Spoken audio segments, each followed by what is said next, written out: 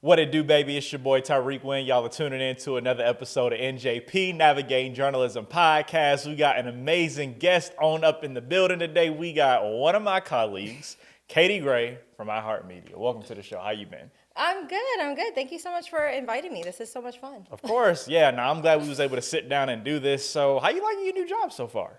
I love it, honestly. I mean, it's a little bit of a transition, definitely from going from TV or even print to radio. It's a completely different medium, but what I love about it is it's all about still storytelling. That's what's up. That's what's up. So beforehand, you was in Lubbock, Texas. I was.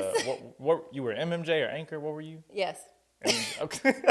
You was everything. Yeah, I was going to say, so when I started out there, it was a really great opportunity because for journalists, we're always encouraged to go somewhere else, especially smaller markets, to work our way up because there's a lot of opportunity to be able to kind of jump in and there's so much news to cover. So when I got out there, I started out as an MMJ, so it was field reporting in its finest, backpack journalist, right? I'm out there with a camera, it's me doing live shots and just doing my best. Yeah. Right? You just do your best to keep yourself afloat. Yeah. But then it was amazing because while I was out there, it was a duopoly. So I ended up working for both sides of the station just because the opportunity presented itself. And then also anchoring and producing different shows while I was there as a fill-in. So it was exciting. Morning show, PM, all the things. Nice. Lifestyle. Okay. No, that's pretty cool. So did you, what was your favorite part about that? I mean, one of my favorite things is just, it was never a dull moment. Like, I remember this moment when I was sitting at my desk, realizing that my job was weird in the best possible way. That was never a dull moment. Like, one day I'm covering a federal court case. So I'm sitting in a courtroom, like and then sitting at my desk going over constitutional law. And the next day I'm at a winery making wine. So that's cool. Okay. It's like all over the place. Yeah. And then the day after that, covering a fire. So it's, that's one thing that really draws you into being a journalist is, I mean, you get to just be curious and get to talk to everybody. Yeah, no, that's true. No day is the same. One day you're going to be doing something, another day you're going to be doing something totally different. It'd be like that sometimes. But it's just the greatness of our career and the greatness of just being a journalist, which I love, So, but what I want to know is you were in TV, you're in radio now. Why did you decide to move to radio instead of doing TV? Right. Well, okay. So this kind of happens. I would suspect in many different career paths. I got my, feet in the water where I got an opportunity to be on TV, and it is as exciting as it is. It can also be very draining too at moments. So I just kind of wanted to switch gears and see if I could try something else out just to see what I thought about it. I mean, like I said, it's all about storytelling, right? Yeah. I kind of had the opportunity to go into TV first just because that was kind of my career path. But I had the opportunity to kind of move back home and get into radio. And I wanted to focus a lot more on my writing and my storytelling. And when you take out the visual aspects of it, I mean, sound is so important. It is. So, and it's kind of been, it's been very mind-blowing to me, really, how many opportunities and how much that field is still thriving. So, I hope that answers your question. Yeah, no, of course. Yeah, sound is definitely important because I can always say my producers and news director always getting on me about sound. Like, sound is everything, especially when you're in radio sound. But I mean, journalism, period. Because, of course, when you doing TV, you want those good sound bites on TV, those good bites from those interviews and stuff. Even though sometimes you may have like a 20-minute interview, which you got to cut down to a minute and 30, minute 20, which can be difficult. But that's just the amazing part of being on TV, right? And then, of course, you got radio and stuff. You got to, sometimes in radio, you can only have like a 5 to 10 second sound bite. That's all you're going to get.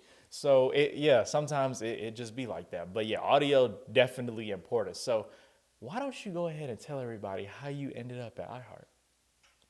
I was going to say, it was like, I in my head, I was still going back to the different medium switch. I was going to say, it was like you and I went to school together. Yeah. So we're both Panthers.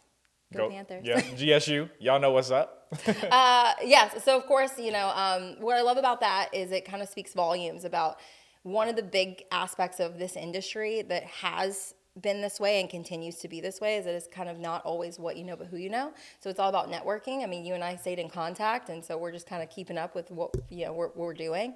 And so I had reached out to you because I was already curious about radio. Yeah. So then you were so kind enough to introduce me to some contacts there, and then here we are. Yeah.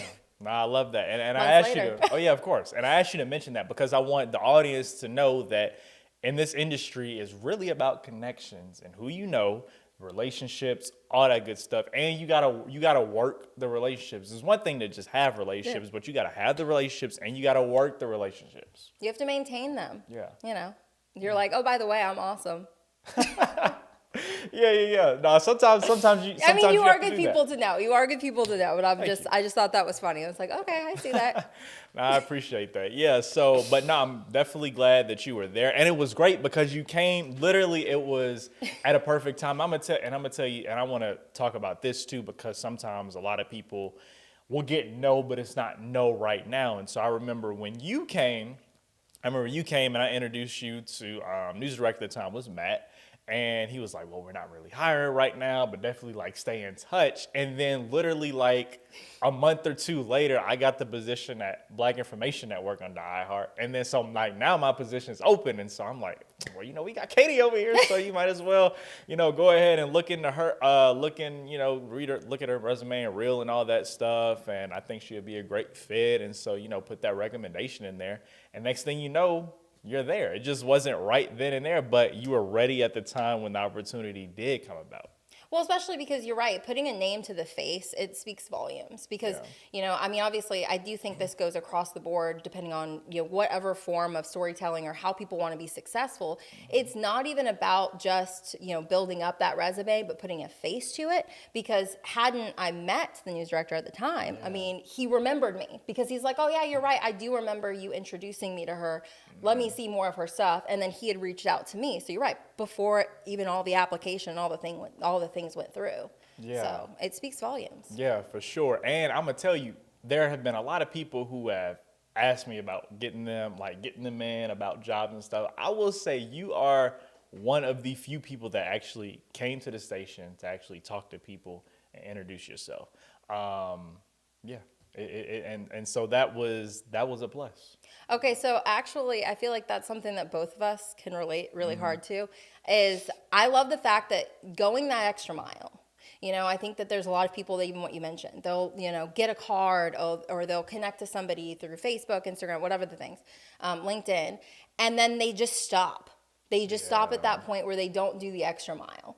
And even what you mentioned, even though it may not have been a yes right then, there's no harm in just doing a follow-up of, hey, you know, and doing it in a way that's genuine, because people can sense if you're trying to just get something out of them versus it genuinely being a, hey, you know, if something does come up, please, you know, think of me. Yeah.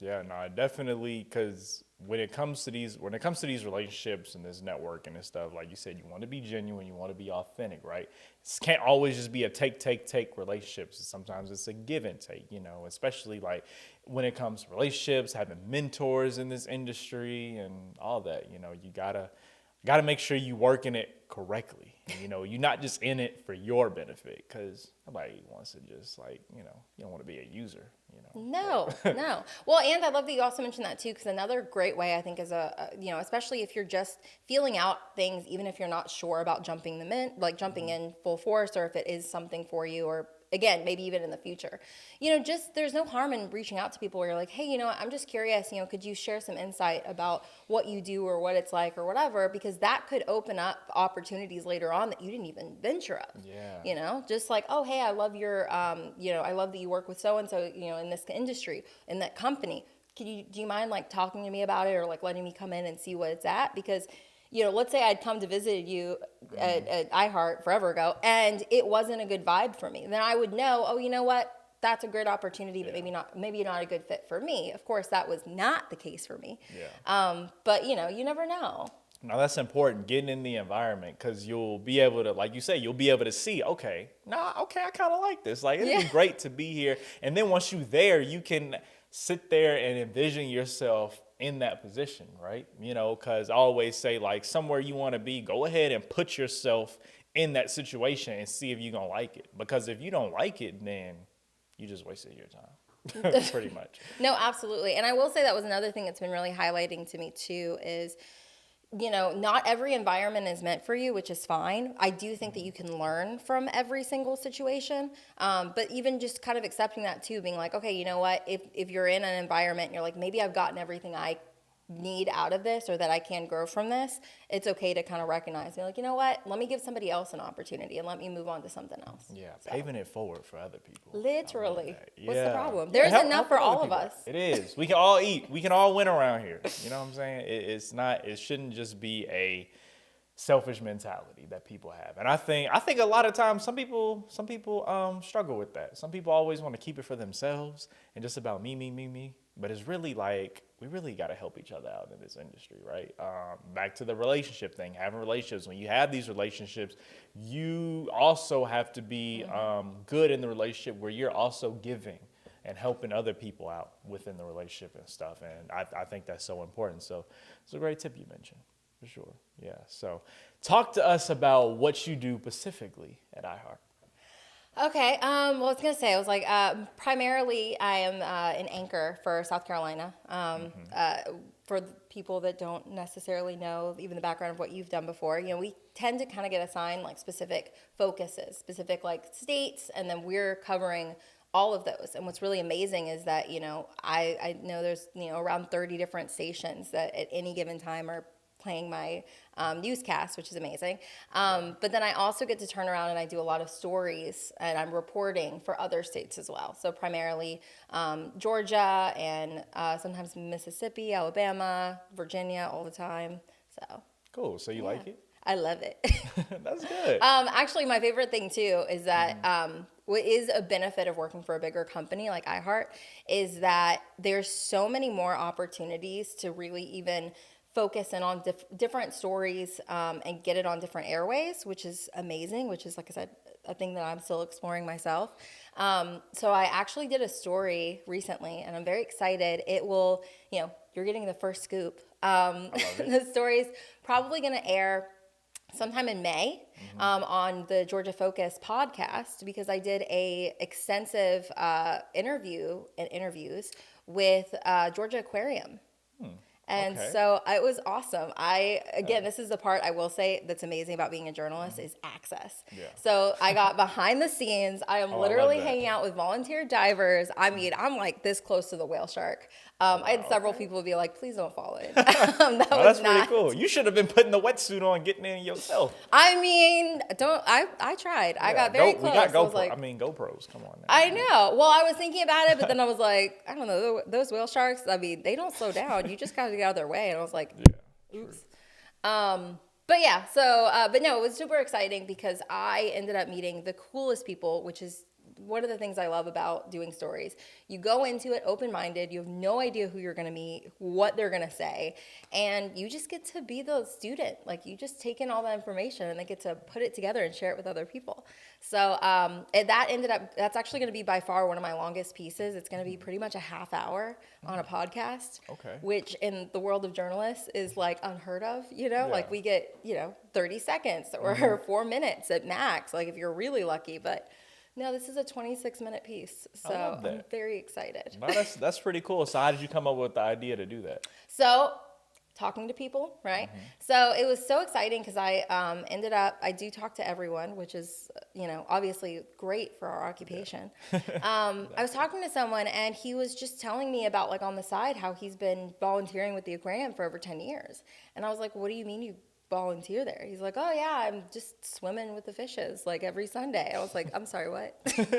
Yeah. And cool. Then that just kind of segued into us talking about, like, what did that look like and how do people get more involved and how much the programs actually rely on people volunteering their time. And I mean, it just opened up a can of worms from there. And then I pitched the idea and our news director loved it. And so, That's great. He ended up asking me wanting to do a much longer, more in-depth piece over it. I was like, I mean, I have a ton of content. So the answer is yes. That's awesome. That's really, really cool. So, and where did y'all meet? So actually we did meet near iHeart. So yeah, he was already like somebody that was already doing something else in the building. And then we were like, wait a minute. I was like, you do what?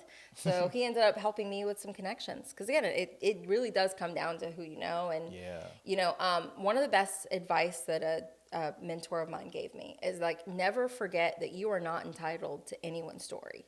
So just being able to be, open-minded and ask people questions and just see where that goes, and people sharing their stories with you, like I am always just humbled and like honored. So like I said, you never know. I've come across some of my best stories that way. That's a good way to think about it. Yeah. Like, I think, cannot be entitled to the story, because that person is opening up to you about their story, their journey, or whatever the case may be within that situation. And I do like the fact that you talked about that you like to talk to people. And I think just start, like, you would be surprised. Just starting random conversations with people can literally just take you to new heights, take you to new places and stuff you never thought you would go. I mean, I think that, because again, you're right, just thinking about things that, I've been fortunate enough to have mentors say to me or give me advice on it's just, and it speaks volumes, like it's so true, about just being open-minded and asking questions and that insatiable sense of curiosity. I mean, it's so incredible of just like the stories that people will open up and share with you, and then them trusting you enough to share their story. I mean, it's like the best thing in the world that we get to do. Yeah, for sure. Curiosity, definitely one of the number one traits you need to be a good journalist. You gotta be curious. You gotta want to know more. You gotta want to know more. Always want to know the who, the what, the when, the where, the why, the how, all that good stuff. It's gonna help you become a better journalist. That's really important. Yeah. It is. Well, especially because you're right, wanting to know that information. And what I've also been, what I also thought was really insightful, and even an interviewing standpoint, like when you're talking to people and you're like, okay, how do I make sure that I'm crossing all my T's and dotting all my I's? If someone says something, not to be afraid of knowing that, like, sometimes you'll interview people and, they're so, ingrained in their profession or whatever they do, they'll maybe use jargon that you don't know. Yeah. And so being humble enough to be like, okay, if I don't know what that means, there's a good chance that other people I'm going to share this story with, they may not understand. So not being afraid to circle back and going, I'm sorry, I don't think I fully understand. Like, do you mind like breaking that down or simplifying it? Or, could you explain it to me a different way? I mean, sometimes that'll get you the best out, because they're like, oh, okay, you're right. You don't know what a blah, blah, blah, blah is. But look, this goes this way because it does that. Thank you. Yeah. No, I can say I've had experience with that when it comes to interviewing these medical professionals, because these medical terms can be like, wait, what? Like, I don't be knowing what none of that stuff mean. Yeah, they're like, and you're like, okay, let's try that again. What? Exactly. Yeah. So, but no, that's good. You definitely gotta make sure that they break it down. And a good part of being a good journalist is thinking like a viewer. Like you said, if you don't know what something means, 9 times out of 10, it's a viewer at home that has no idea what you're talking about. Yes. So it's good that you're asking them to break that down in the interview. That way everybody can understand, everybody knows what's going on, and everybody can understand the story. Yeah, and I think that there's a balance too, because on one level, it's like, as the interviewer, you don't want to seem like you didn't do your homework before the interview. But like I said, you're right, having to balance that with, I just want to make sure that I'm being clear. And another way too, I've done it in some interviews, is I want to make sure that I'm giving the right information. I want to make sure that I'm being, I'm sharing as clearly as possible and getting the understanding of what you have to share with me, and then give it back to them. Is this another way you can say this? If not, how would you simplify that, Yeah, because what you don't want is to be in editing and find that. Yeah, no. We're like, I'm sorry, what? Yeah, and you just so confused and stuff. Yeah, it's been some times where, especially like in your early career, it'd be some stuff like that. But as you progress and you learn, and you're like, okay, yeah, maybe next time I need to ask them this, break this down, and all that stuff. So, yeah, you learn as you go. So actually, if we have time, I have a quick story that was funny. So it was actually a professor that brought this up to me. There was a story that he assigned everyone, and it was like we're interviewing. I think it was at the time just like Vietnam vets or something. And he was like, "Oh, we'll just do like quick little interviews, whatever, for the assignment for the class." And it was a perfect example how don't get glued to your questions. Like, have your questions beforehand, it's great, but you have to be open and flexible to shifting or whatever. Like if something is really more of an importance to that interviewee, let them go. Let them like explain it or whatever. So he had this interview with this Vietnam vet. The guy said something about jumping out of an airplane without a chute. Huh? And what now? the student was not listening. So he went, anyways, and then moved on to the next question. Nah, and everybody in the class were all like, I'm sorry, what? What did he do? What happened? How did he survive? And the kid's like, I don't know. It's like you weren't. Yeah. It's just listening is so important. You have to listen. And I always tell, like, people ask me, okay, Tyrik, what's your preparation for interviews and stuff? I say I'll think of like a couple of bullet points in my head, a couple of points that I want to hit. But I remember in my early career, I used to write down questions. And I noticed when I used to write down questions and look down at them, look up, look down, ask the question, I wasn't listening. And I was like, yo, I got to get rid of the questions so I can actually listen to what the person's saying. Because honestly, you can probably come with you probably got like a 30-minute interview. You could probably come with like 2 questions and then have maybe 2 questions ready and then just continue to ask questions based off of what they say. Well, that, or maybe even get an idea of especially like the person that you're interviewing. Yeah. Like I love pre-interviews for that because the only challenge of having like 1 or 2 questions for that interview is every now and then you do get that person that they're people with very few words. I'd be like, yes. So, so you have that person where they're like, yes. And you're like, okay. Could you elaborate? Exactly. I agree. And you're like, oh my gosh. I can't stand those, yo. I'm like, can you give me something? Yeah, I'm like, well, this seemed really important to you. It's good. Yeah. Okay. I can't stand. Yeah, the two answer. Just know if you're not a journalist and you watching this, just know that we can't stand that. We want real answers when we ask you guys these questions. We don't want yes or no answers. And if you do say yes, can you expound upon that and explain why? Like, because, we're eventually going to ask you, if you say yes, okay, why? Why do you think that? Or why do you feel that way? And stuff like that. So just answer the question good. Like, that's our biggest ask. Just give us something. Well, especially because on the flip side of that, I will call them out. Sometimes politicians, because I'm not calling out any particular one, so sometimes politicians will give you like this long-winded, and it's like, the whole time you're sitting there being like, how am I going to break that up in 10 seconds? Like, how am I going to get this straight to the point when you're like, and also, and all of these other, just give me a couple seconds. So it's like you can be really, concise with what you have to say, but even what you mentioned, elaborate. Don't just be like, it's good. Why is it good? Why do you feel that way? How did you come to that conclusion? Why is this an important mission to you or personal to you? Mm-hmm. Have you interviewed a lot of politicians? I have. Okay. I have. What do you do what's a good strategy when they're trying to beat around the bush and actually not answer the question just because it may be like a corruption or anything, like something they don't want to talk about? So how do you go about that?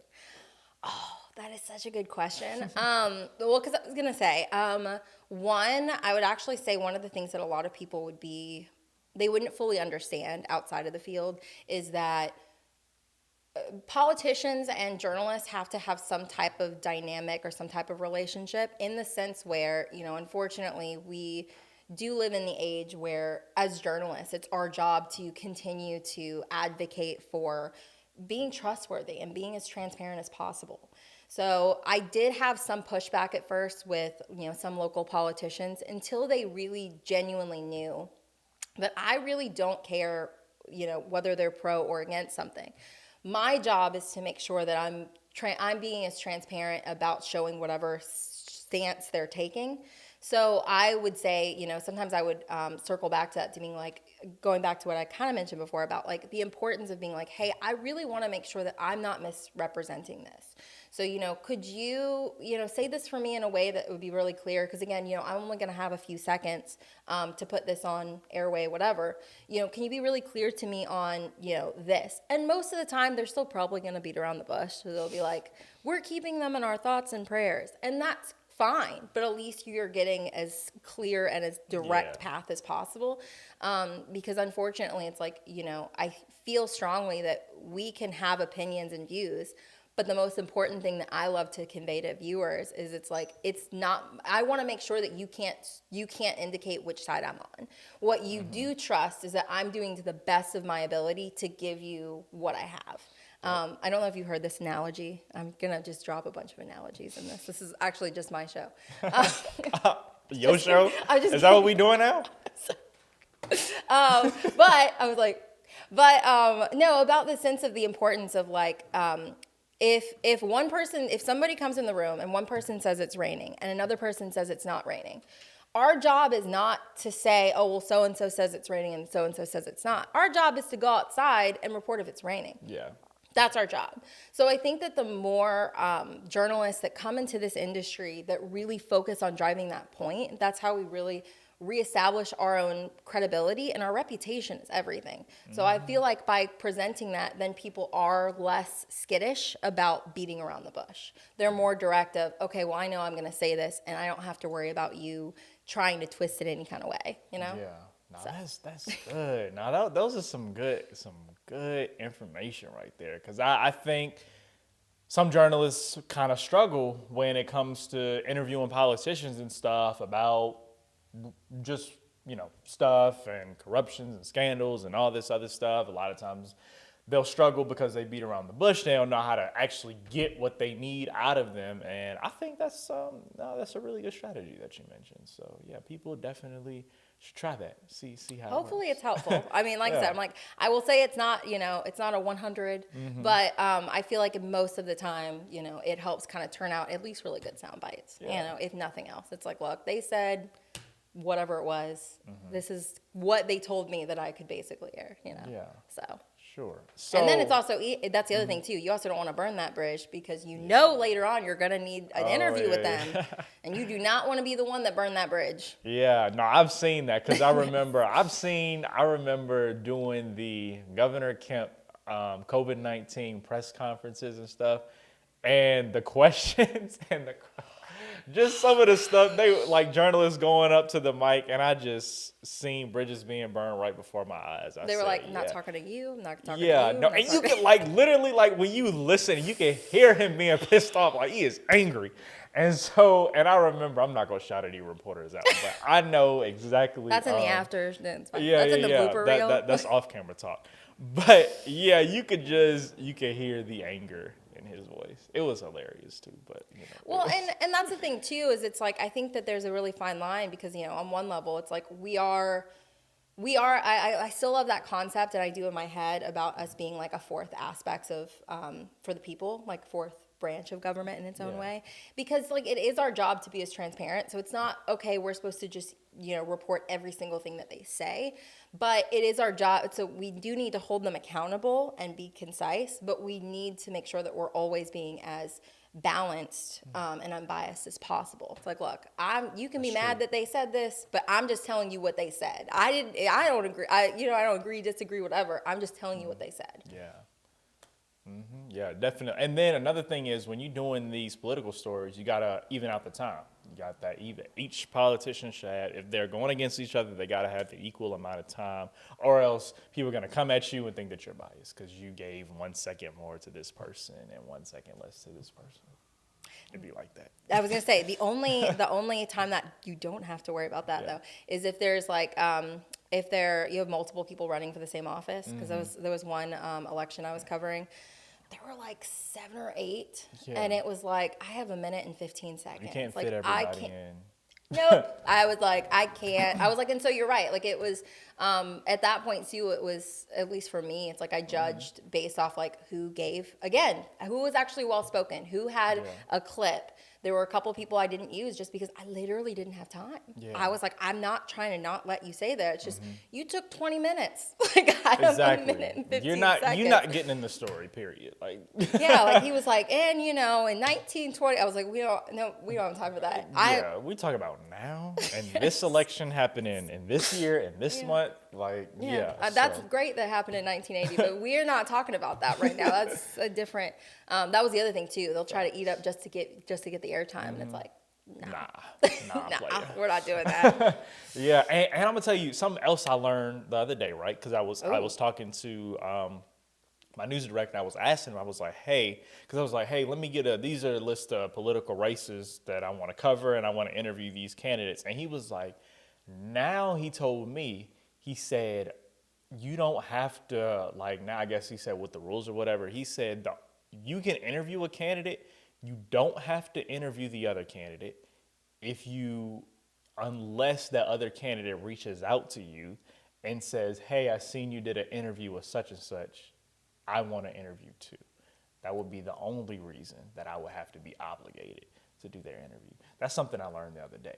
Oh, I was going to say, because technically you're not turning, like if you were turning them down. Yeah. But I mean, reaching out to them. Yeah. Another would be that too, is like if you were like been in an event and they're there, they love showing up for that, just to give their 2 cents. Yeah. But you're right. If you cover them and it's like, well, I was actually covering the event and they showed up. So I'm not trying to be unfair. It's just fact. Yeah. I did hear if the other party or other candidate does reach out to you, then you do have to go ahead and do the interview, just because, you got to be fair and stuff, and they reached out. But if they don't reach out, you good. You don't have to do it. But yeah. Ooh, that's a good little tip for a lot of people. Yeah. A lot of people may not know that. I'm not sure if that's just in radio or TV or whatever, but I know specifically for me in my position, that's what I was told. So it may be different in other places, but no, I feel like it still kind of qualifies, because a lot of people don't realize that a lot of we're under the umbrella of print because constitutionally we didn't exist. Yeah. But because it's all still written though, because all of our copy and all of that. So I mean, it makes sense that it wouldn't necessarily be under you wouldn't have to. It has to do with if you're turning them down. Yeah, true. Yeah, that's where it kind of get a little sticky. Yeah. Which, I mean, it kind of makes more sense too, because if you're only really talking to candidates that maybe we kind of usually know who's trending in the polls. It's like those are clearly already generating more interest from people, and our job is to share with what people want to a certain extent. We're informing them further on things that they want to know about. That's always our mindset of like, thinking about our viewer. Yeah. Well, that's a little bit about political journalism, guys. So. Yeah, I know, right? We jumped in there. Yeah, no, that was great. So shifting gears a little bit here, I want to talk about our college days. So I remember us meeting at Panther Report News. Yes. That was that was great. What was your experience like doing PRN and being at GSU and all that good stuff? Honestly, it was so great, and I loved that it set us up so well for really. I didn't realize at the time, or appreciate at the time, how much it really did set us up for being in a real newsroom. It did, yeah. And that sounds awful, because it's not that it wasn't a real newsroom. So sorry, anyone that's sorry, go Panthers. No, but it's phenomenal because I loved the amount of creativity and the amount of initiative that they really let us have, and they encouraged us to have, so that I could be already working on a story that I wanted to do for a class, and then also turn that around and have a different version. Yeah, we could duplicate. We could, and it was so amazing, because it was already like, hey, this is already happening, and I think this is a cool thing. Could we also turn it around? And I really thought that that's another creative direction that in the world and the field of journalism as it is today, you have to be able to do that. I mean, you have to be able to turn something around and crank it out in multiple different ways, because we don't just have one medium anymore. It's like, okay, so what are you going to put on social? And what would you put on TV? And what would you put on radio? And what would you, we have to be able to be functional. Yeah, so. That's so important. And one thing I like that you said is it really set us up, because I'm going to tell you this, and I don't know what your experience was like, but I will say that I learned 10 times more information being part of Panther Report News rather than being in the classroom. And that's just real facts. Because I remember as soon as I got to Georgia State and I joined Panther Report, I learned how to edit in Adobe Premiere Pro. I learned on-camera presence. I learned how to film, learned how to write scripts, all this good stuff. And I remember going to classes some days and I'm like, wait, why are they not teaching us this? And so that's why I be telling college students, I be like, man, look, you only gonna get maybe a little dosage in the classroom. You need to join these other organizations outside the classroom. That way you can really get that experience and actually see exactly what it's like and pick up these valuable skills and stuff. Because in the classroom, I mean, professors only got, a limited amount of time, so they're not going to teach on every single thing that they need to teach on and stuff. But I just remember, I don't necessarily remember learning editing in Adobe Premiere Pro in the classroom. I don't. So, no, actually, I have two things to say on that. The first one I'll say is 100% I agree. Yeah. Primarily when it comes to meeting deadlines. So, I learned this real fast. So, I remember when this was definitely my junior or senior year. I mean, my deadline to turn a story was 2 weeks. Yeah. In real life, you're lucky. A couple hours. Exactly. You got a couple hours. And when we say a couple hours, I mean, you literally go from I know nothing and to being on the scene, reporting it, shooting interviews, asking people questions, getting all the facts out, and then telling everyone else about it. So, I think that I loved my professors and still do there. Yeah. So they did really do their best, and they've done amazing jobs, and I've learned so much from the professors that I had there. But I will say when it comes to, I know what I want to say. A producer said this to me. There is absolutely nothing that can replace reps, which Panther Report gave us that. But then also I will tell you, I learned more when I was reporting and, out in the field, definitely within 6 months to a year.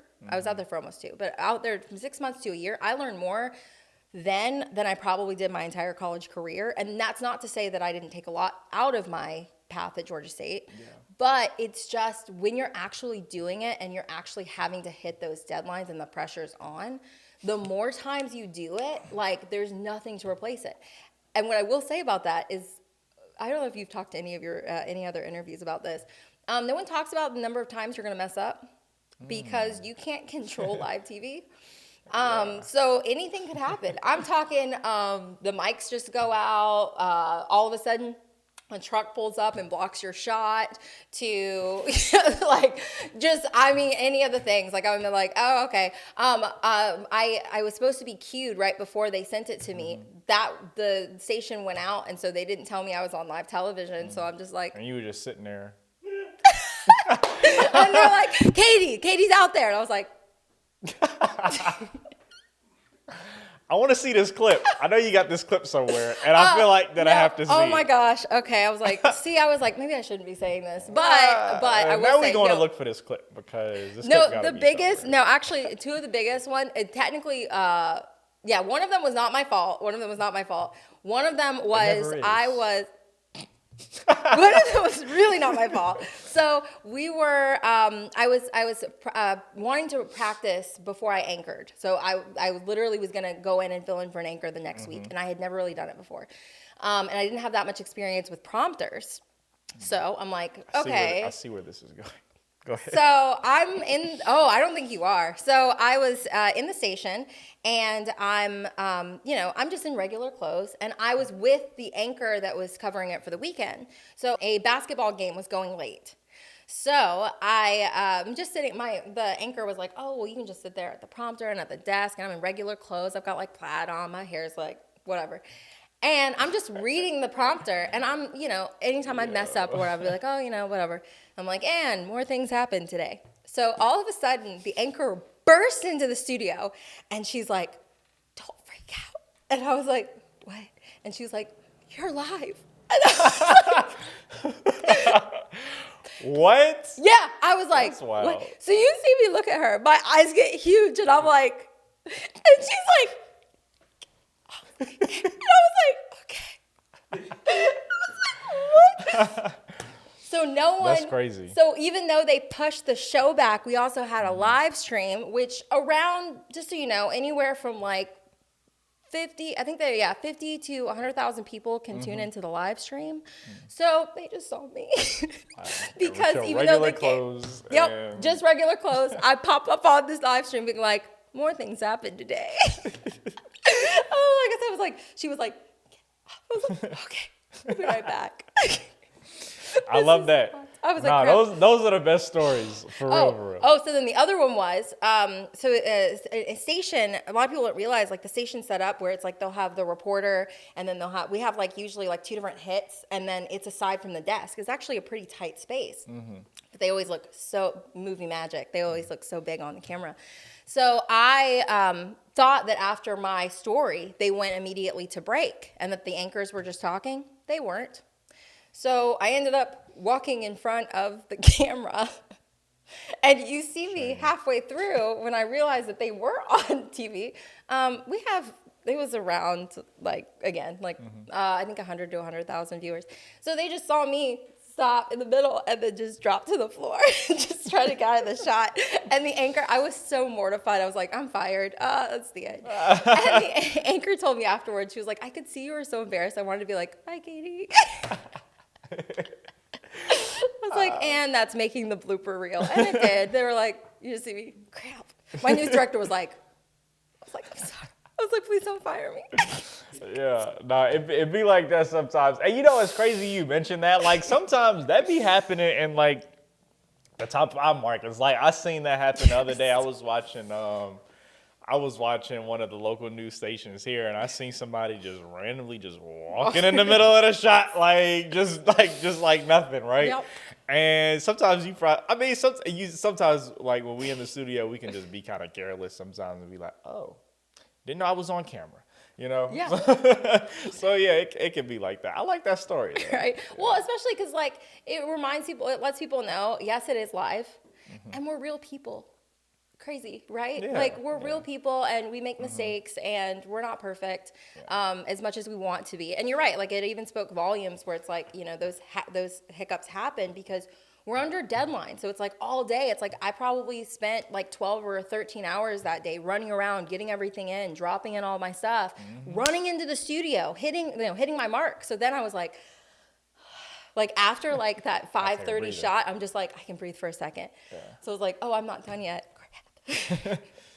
Yeah, wow. No, that was a great story. I like that story, and I'm glad that you shared that. That way, everybody knows. Hey, when you get into this industry, you gonna have those moments. Everybody has their one moment or maybe a couple moments where you mess up, or you might have those embarrassing moments, and it just be like that. Sometimes you just gotta roll with the punches. And if you're in professional TV and stuff, you're gonna get emails, and you know the station's gonna get calls about you. I want to know, did you get any emails or any station calls about you? I was gonna say, I was like, I mean, you're always gonna. That's the other thing, making sure you have tough skin. When you're on TV, everybody has opinions. Yeah. People about everything. Oh my gosh, people would call in, and it's like they had so many opinions about like if I styled my hair differently, if I wore certain colors, like.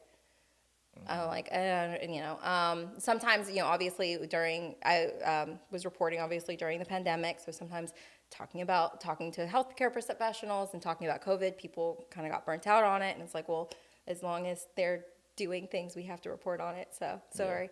I'm trying to think if there was any big ones though. I mean, not necessarily. I think the biggest thing is like, one, you're right. Not having to have tough skin, like definitely do not take anything personal. And then also like focusing on the fact of like, it's okay if you may mess up. I mean, obviously, preferably not, but I think it's so important to think about making sure of like how you recover from it, because things are going to go wrong. It's more about the fact that like you're on live TV, so you can't start over. It's just acknowledging it and moving on. Oh, wow. You know what? Sorry, can't speak for a second. Sorry, let me start over. Yeah. And then going into it, because people, you know, will have respect for you stumbling over something and getting back on track and just acknowledging like, I'm a person, I'm sorry. Yeah. And then and then the tough skin piece. You cannot take anything personal, because what I love to really think about, like there was something that happened really early on, and I think I messed up or I stumbled when I was live, and I was so beating myself up. And then I had the epiphany that I realized what we do is what most people's biggest fear is. So most people, their biggest fear is public speaking. Yeah. So when I would think about the fact that I'm like, I am public speaking every day, 6 days a week sometimes. I am literally trying to share information. And I would always tell people, when I mess up at work, you know about it because you see me, versus if you make a hiccup in the beginning, it's something that can fly under the radar. I'm like, I have hundreds of thousands of people watching me right now. No pressure, sorry, I'm going to stumble. But, just realizing at the end of the day, like the people that I really am doing it for can forgive that. Yeah. The people that are like, you know what, I'm not going to be out there at that fire, but I'm going to ask you what's going on. Yeah, exactly. Facts. Well, this was great. So glad you came on the show. This was fantastic, and this was definitely informative. And I always like when I have good friends on because I feel like those make for the best conversations and the best laughs too, right? Because especially with that one story, that was funny. I love that. And what I'm going to do is I'm gonna try to find this clip of you out in the field, or was it I'm gonna try to find this out in the field clip of you. Is buried? I don't know. We're gonna have to try to find that. What was the name of that station? Because maybe I can contact them. Y'all got this in the archives. That way we can slide it in the episode. I think it was so funny too, because of course it's live TV. Yeah. So I was already like, whenever, even though the show's live, we'll clip videos from the live stream and then we save those. So I was like, oh, thank God this will be recorded over. My producer went out of her way to be like, oh, don't worry, it'll be forever saved. I think she was kind enough not to post it on YouTube. I don't know that she would. She was rather fond of me, so I don't think that she would have done that. That's good. That's good. That helps. Yeah, that's the other thing too. Always be nice to the crew people. Nobody talks about that. Make sure you are nice to all those crew people, because everybody behind the scenes, they can make you look really good or not. Yeah, no, you got some notes. What are you pointing at me for? Look, I'm nice. I'm nice to look, I am nice to everybody behind the scenes. Everybody here loves me. I think so, right? Yes. Yeah, he's like, No, I think I'm fantastic. So I always try to. But no, that's a good tip though, because I think a lot of times some people get too Hollywood, and sometimes they can be divas, and it's like, bro, like, why you coming with this diva attitude? Like, just be regular and just be nice to everybody. We all doing the same job. We all family. We all here to work. All here to get the job done. At the end of the day, our job is to let the viewer know what's going on, and that's just that. And it's like, we ain't got time for all these big personalities and these big egos here and there and all that stuff. Nobody want to work with all that. No. And once again, you never know who you're going to later on need a connection with. True. And people remember, I can't take credit for this, Maya Angelou. People forget what you said, they'll forget what you did, what you do, but they'll never forget how you made them feel. And that is so true, because you're right, you'll have people later on be like, especially a director in another station, like, you don't want that. Like, that's important. And they all talk. I remember everybody know each other. Everybody knows everybody. Everybody. Like, literally, everyone knows everybody. And I mean, I had, it was interesting because it was like overpassing. There was a reporter who said to me, they were like, oh yeah, I can never get a photographer to go out with me. And I didn't say anything, but I was like, that's weird, because I've never had a problem with that. But once again, it's all about, thank you. Don't have an attitude, be kind, appreciate what they do. Don't just treat them like I don't know. Yeah. But, be respectful, because people will remember that. It's like, oh, okay, you're going to say any kind of word. All of a sudden, I'm busy. Oh, I have to go film something. Yeah, that's great. So glad you shared that. It's all about how you treat people, y'all. So make sure you treat people the way you want to be treated. Treat people with kindness, man, everywhere you go throughout your entire walk of life. So just to kind of close it out, go ahead and let everybody know where they can follow you and how they can connect with you. Yeah. Well, I was going to say, obviously, if they wanted to shoot me an email, the easiest way would be my email, which is katie.gray at iHeartMEDIA.com. And then, honestly, follow me on social, because I've got Katie Gray TV. Katie Gray, Katie, Gray, Gray. It's on the screen. What am I spelling it for? Okay, perfect. Definitely appreciate you so much for coming on the show, expecting great things out of you in the future. I can already tell your future is very bright, and Not just because of the lights in here. no. You do some really great work, and I like the fact that our studios are next to each other and we get to work together. So that's awesome. We do, and like I love this idea too, because like you're right. Sometimes it's like we'll just fire off different things, like what's going on.